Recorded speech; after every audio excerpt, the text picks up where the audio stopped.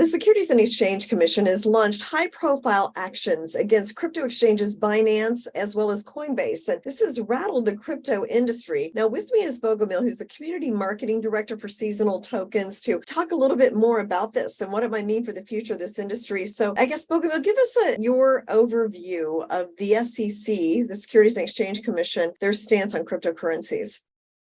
Yeah, so first, thank you very much for having me. Yeah, what we have seen recently is that SEC has become really focused on cryptocurrencies and especially on making almost all cryptocurrencies to sound like they're securities. And they have left only like 4 that are not securities, that are commodities, which is very interesting because they have stated that almost all, I think actually all of the Ethereum competitors are securities, but they're not saying anything about Ethereum. And it's very interesting why this is happening. And one of the reasons which I believe is why they're doing that is because some time ago, actually, CFTC said that Ethereum is a commodity, and I have a feeling that they just don't want to start a war with them. And that's why like they're somehow missing Ethereum in this conversation. And they're trying everyone else to sound like they have troubles because they are not Ethereum, Bitcoin, Tether, or Litecoin. But including with that, we have seen some banks that are having issues because they are dealing with cryptocurrency clients. And there have been some actions to them. And also a lot of exchanges have been having issues because of having a lot of securities, actually.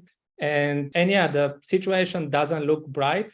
I think that in the end, somehow the goal of SEC is to make all of the crypto exchanges to go out of the United States. It certainly seems like that's what they're trying to do. And Coinbase has even talked about moving. But yet we've seen Bitcoin cross above 30,000 this week. It seems pretty unfazed by this action. So how would you describe the reaction in the cryptocurrency market to this SEC move?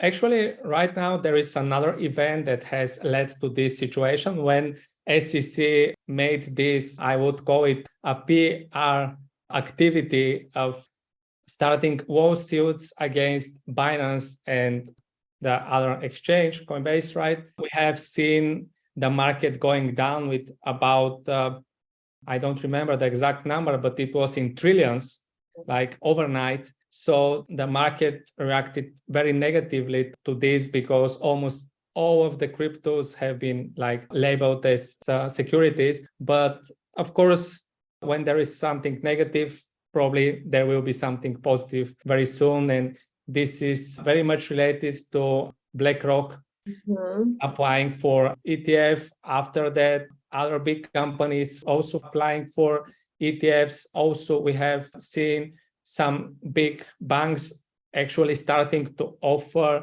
Bitcoin as a crypto exchange. So there have been a lot of positive news going on, which are somehow showing that crypto is going to stay. Like there is no other way. And the big players, because I think BlackRock is one of the biggest players in the world, like in top 5 probably.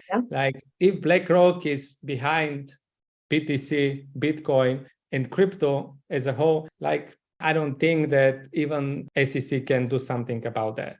Well, it's interesting because I don't think BlackRock would have made that move unless they were sure, even possibly reassured politically, that Bitcoin was going to stick around. So I guess the global crypto markets then will survive all of this. I would just maybe shake up things geographically a little bit. What do you think? Yeah, absolutely. The thing is that we know that the United States is one of the biggest markets when we talk about cryptocurrencies, and what is happening there is definitely affecting the price worldwide. So if things get better in the United States, then I suppose the prices will skyrocket very fast. And at the same time, we shouldn't forget the fact that Hong Kong is getting very, very good speed and pace in adopting crypto. And what we see as rumors in the crypto industry is that actually it is China which is making these moves, but it doesn't want for now to say that it is behind crypto because it knows what will happen. So it is just testing the waters with Hong Kong. If I believe BlackRock succeed with their ETF, I think that China will quickly take action and they will also start moving much faster in that direction, which will increase the speed of adoption very fast. And in that situation, I don't think that United States will have another choice except like accepting the reality that crypto is the future. We have another election next year here in the US, and we may have a change in administration, some who's more crypto friendly. Who knows? I mean, things can change quickly. Well, and the Middle East has been, particularly Dubai, has been very crypto friendly. How do you study that part of the world? And then also Islamic finance, like how is that fitting into crypto ecosystem? It is very obvious that this part of the world is also trying to show its stance behind cryptocurrencies. And because of that, we know that Abu Dhabi have actually started something like an accelerator to stimulate crypto projects and help them to actually achieve faster results and actually adopt crypto.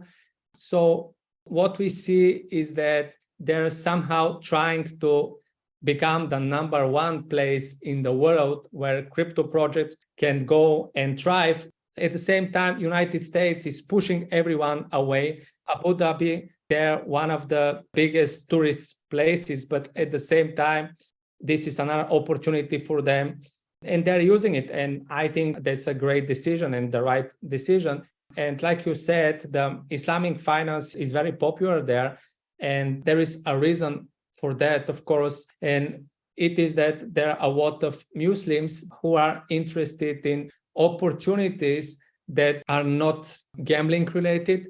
That's why the popularity of some Islamic finance projects is growing very much there, because there is a handful of them actually that they can choose from. Like, for example, seasonal tokens is designed to be Islamic finance compliant, and we're actually going to get a certificate for that. And there are not so many projects like that that have achieved to do that. That's why like they are somehow labeled securities, and seasonal tokens, for example, is designed to be a commodity. And it is because it's not a form of gambling or something like that. I'm sure that you're familiar with the project, but for those that haven't heard about it, because of the cycling of prices between each other of the four tokens, actually the prices are not affected that much from the speculation or the news or something like that. They're actually somehow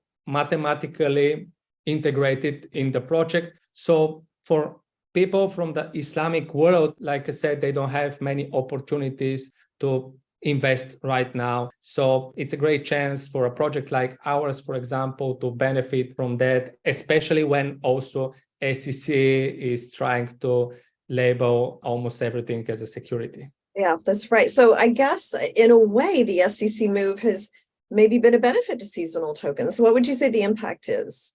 You are somehow right. The thing is that like everything in the world, everything is connected, right? So in cryptocurrency, it's also the same. Like when Bitcoin and Ethereum are going down, everything is going down. And actually, in most of the cases, when Bitcoin is going down, altcoins actually, they're going down a lot more. So because of our relation with Ethereum, for example, this has somehow affected our prices in a negative way, but not that much because of the mechanism that is behind of the tokens. And actually, this has been used by the investors of seasonal tokens. So I would say that we have been indirectly affected like everyone else in the market, but at the same time, we have been positively indirectly affected because our investors have been able to see the power of cyclical trading. Yeah. Okay. Well, very interesting to get your perspective on this, Bogomil. Thank you so much for joining us. It was my pleasure.